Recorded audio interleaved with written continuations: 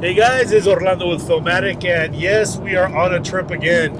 This week is going to be long. We're actually heading with my boy Fabian, who's here. You'll see him later in the video. We're heading to San Antonio. We have a quick project with a company called Big Oak Tree, and we have to do a couple interviews and B-roll and things like that. We're traveling, and we're hoping to get back to Houston, so follow along today as we travel, shoot a project, and go right back to Houston, all in hopefully a 12-hour day. See you in a bit.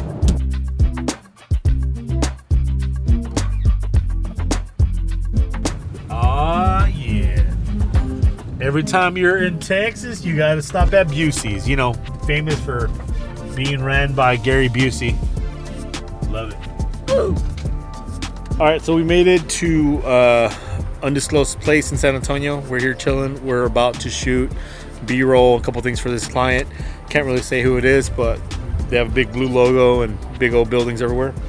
Not too bad. We're gonna bring out the cart and hopefully shoot B-roll and get all that stuff knocked out. So yeah, it's right around 9 a.m. or so. Hopefully we get 9:08. Hopefully we get this done and we can get back home. So it's already 1:30, 1:15 or so, and we finished the interview and the B-roll at that big blue store. So now we're heading back to Houston, and it's raining. Hopefully we don't get flooded, and most likely we'll be stopping back at Busey's because we love that spot. All right, see you in a bit. Yeah, so if you are also on the way back, or you're going through I-10 or 59, you go to Prasix. They have jalapeno pan sausage bread. This is like crack, but not crack. But it's like crack. Like for real. And then you want to get the ribeye seasoned steak. $29? Yeah, it's insane. But man, it's amazing. Fat boy status. Big back from San Antonio, and I wanted to show y'all the rigs mainly because I couldn't show y'all behind the scenes of what we're doing.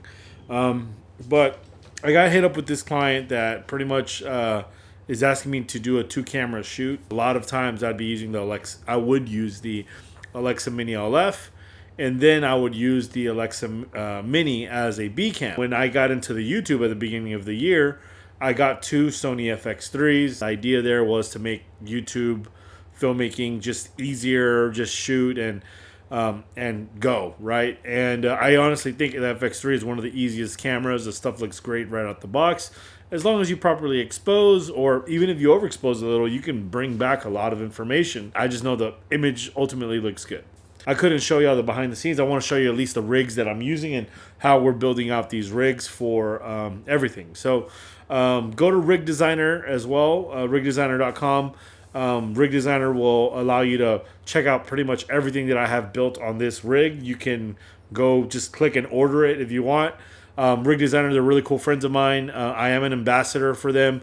They showed me the idea. I was like, man, this reminds me of my PC builder back in the day, but you can actually build out your kit and show it off to your homies, to your friends, anyone that's looking or asking like, hey, what exactly is in your kit? I know most of us are kind of secretive about it, but I'm all about sharing info. So let's go over this real quick. So what we have here is the FX body. Right now I'm using the small rig cage on this one.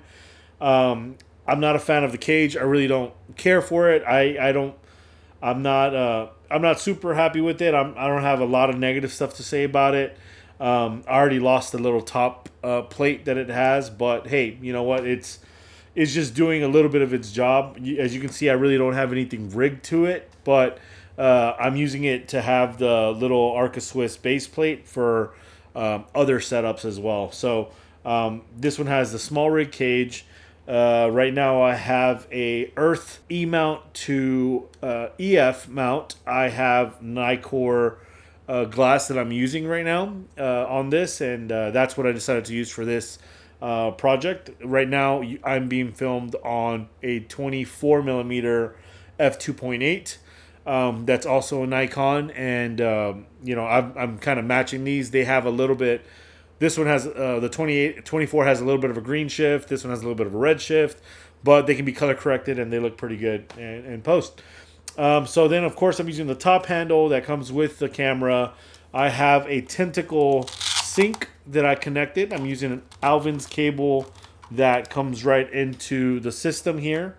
Port keys has these really cool, very hyper thin cables that I'm enjoying. This one has a coil in it. You'll see on the other camera I just have the straight thin one. Also here to show it off, we have the new Pyro 5. And if you haven't used the Pyro 5 yet, it's awesome. Like, it's really, really, really cool. This one I have a Pyro 5 because for the director, of course, I'm letting him see the Pyro 7 at the time. Really cool idea that someone shared on a YouTube video. They mapped the F2 button, the function button, to scan between channels, which is what I'm doing as well. So I mapped it out to where I can switch between A cam and B cam, and the director can do that on the fly. And it's been working out great.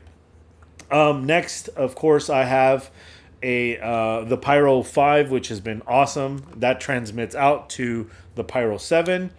Then here I have a really thin ribbon cable that is my power cable. And I think I'm going to move to things like this pretty soon that are just more tidy, and, you know, it just kind of tightens everything up here. But this here goes into the hot swappable ZG Cine dual back V-mount back. Just a fair warning with it. In the beginning, when I put IDX batteries on this, they would pop out. Now they're pretty solid, but in the beginning, like, you have to kind of like, they have to marry each other pretty much. You know, they have to they got to get acquainted a couple times, and that allows them to just work a lot more flawlessly. You won't have the mishaps, yeah, it works well. Normally, I'd recommend this one. I used to get it from Andy Cine. They had these really cool small NATO NATO arms. I'm sorry, they have these little small Israeli or ball head arms, and they were great, but I can never find them anymore, so I can't recommend those. What I am recommending are these mid 49 speed balls, and they are awesome. And I already had this one built out, and I just had to run. I literally left this morning at 5:30 in the morning to drive to San Antonio, and then to get back. You guys already saw all that. So yeah, that was pretty interesting. This one here just is awesome. It has a pin, a little reveal pin here that shows a quarter 20 and a 3/8. You push this, it tightens it, it like locks in place, or you can use a 15 millimeter clamp, which is awesome too. So I recommend these. They're pretty awesome. Okay, so that's pretty much the first build that we have. I'm gonna now swap. Oh, and I'm using an Ignite Digi base plate that's Movi based, which you know, it's working right now. But I honestly would rather have like an Arc Swiss like little adapter that can just drop this in, and it, you know, essentially does the same. But right now, this is just what I have at hand to make this stuff happen. Okay, so yeah, I'm gonna swap now camera so that you can see the other build. All right, this might sound a little different because now I'm using a Rode mic on that camera. I just threw one on. I want to show you what other mic we're using. This is a Sanken. What is this one? Oh, my friend let me borrow this one. This is a Sanken CSM1. Really pretty mic. I really enjoy it. It sounds very, very clean. Been great.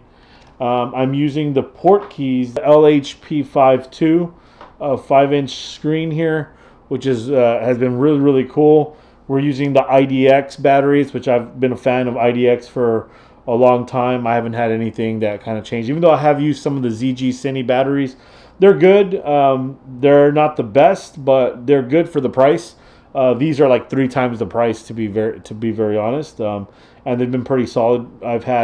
I bought a ton. I got them for some of the guys that work for me, and we use them always on our sets for the Alexis, for everything. And to have a little tight setup for this one, it's, you know, not too bad. Now this one looks like spaghetti because I'm still trying to put together the all the small components.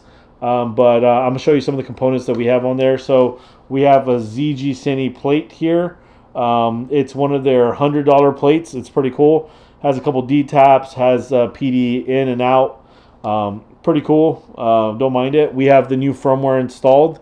Let me see if I can focus up on that. Yeah, we have the new firmware installed, which has been great. I threw a Hollyland Pyro H so that I can once again send the signal out to the Pyro 7. And then we have a Metabones. I've had this Metabones for ages. We used it on a ton of stuff ever since like the A7 II. So it's worked out for this, and I'm using manual lenses, so it's not that big of a deal. And then on this one, I have the Tilta cage. Same thing. I'm not a fan. I'm not recommending it. It's just what I'm using now. Once again, you won't really see that I'm using it for much except mounting an accessory on the side. But you could have done that without that too. I could mount it to the back of the handle or something. Even though I'm not a fan of this handle, but it's there. Tentacle sync, of course. Tentacle sync. We have an Alvin's cable running in to it. We also have the little mini ribbon cable USB-C that's running there, as you can see. We're using a bigger HDMI. This is from, I believe it's called Sanyo Hyperthin. I need to swap this out. I mean, it's spaghetti. Then I have the thin Pyro, the thin Portkeys one, which is great. I think they had these on sale for like $1 there. I mean, that's pretty good pricing for the quality that you're getting. This has been really, really good. This one I'm already having issues. As you can see, it's kind of like wiggling a little bit. And it's just what happens with hyper thin stuff. And this one was used and abused for years. I've used that one for ages. And then on this side, I'm using a D-tap connector. I had this one made by Cable Flexor, so it is a custom cable. You don't need to do this anymore. These cables, like, you can find them pretty cheap online now. But it does have a safety tap here that works really, really well. So I use that. And then I have this mini XLR cable that I grabbed from Amazon. It works well. I have a Rincher Industries D-tap to BP battery, really, or NPF battery. You don't need this anymore. I just have it. This is all from old stuff that I used to use, and I'm just retrofitting it as I'm building it. But this is our A camera. This is the one that I grab and that I'll take and do the handheld stuff with, and it works well for that. I can capture scratch audio. Well, not really scratch. I mean, this audio is really, really good for that mic is just an awesome mic. I'm sending signal out to the client at all times. And then the other cool thing about this plate is that it is based off of the Arca Swiss as well. So you can take it and put it on one of these, to use gimbals. If you didn't know, DJI makes it so where the plate that it comes with is just a little bit smaller or weird or different from the standard Arc Swiss like quick release plate that every camera manufacturer tries to make, and everyone kind of makes it a little bit different. It's kind of annoying. Small Rig made one that is just like a universal clamp. You drop it in and you can quickly clamp it, and that's been great. So I recommend buying that. It's like $35-40. I'll have it up on the RIGDESIGNER, like I said. And I think that's pretty much everything. I also have like an old school wooden camera. I also have a wooden camera shoe mount, cold shoe mount here. Those things, like, they're priceless. I mean, I have a ton of them just laying around. And I have this Hollyland swivel. Right now it's a little wonky, but when I did get it at the first time, like, it was very, very solid. I think I messed it up, just like being too abusive with it, and those things happen all the time. But yeah, I mean, overall, they're really good setups. I'm enjoying them so far. This is the A cam. The other camera you saw is a B cam. And yeah, if you have any questions about the setup, let me know. Ultimately, it is more spaghetti than I want it to be. I usually like the things a little bit tidier, but they've been working great. The lenses I'm currently using are the Nikkor set, and they're from all different years, of course. But I have a 24 2.8, a 50 1.4, if I'm not mistaken. Yeah, 1.4. I have an 85 1.4, and I also have a 105 f2, and then I have a 11 to 16 Tokina that I use for just like weird, super wide shots or something that if we need for environment. But yeah, this is what I've been using for these quick shoots that are like 2-camera shoots, and we just need some quick B-roll and stuff like that. And with the pyro systems and all that stuff, it's been working great. So recommend the things out of all these that I really enjoy. Cost 11. I mean CM1 if I'm not CM1 if I'm not mistaken. Senkin, that's like a game changer, $800. It's awesome though. It's a great mic. And then we have the other thing that I love. This monitor is really nice for it. And of course, if you had a pyro, great. But honestly, if I had 2 pyro 5s, I'd be even more happy, because then I don't need an extra. I don't need an extra, adapter, or an extra wireless adapter here, right? And the IDX batteries, of course, I enjoy. Out of all that, I also enjoy, the new FX3s and the new firmware. They've been great, even though I have had accidental touches of stuff. But, it's not too bad. I like it. All right, well, thank you for watching, guys. I know this is a lot longer, but I wanted to give you at least some info and some insight on the FX3s and how I've been using them on these shoots. All right, we'll be talking. Peace. Oh, and I almost forgot. Sorry. I almost forgot. I also have these really cool KF Concept Nano B series variable ND 2 to 400 max. I don't mind them. I got these adapter rings on all my lenses so that they allow a 77. So all my lenses are converted to have that 77 inner diameter, and then an 80 millimeter outer diameter, so I can put a matte box on it really easily. These have been pretty good. As you can see here, though, you get to a certain point, they will start causing shift. So they're great. They're great, but you can almost see the color shift a little bit. It's not too bad though. They've been great on the channel.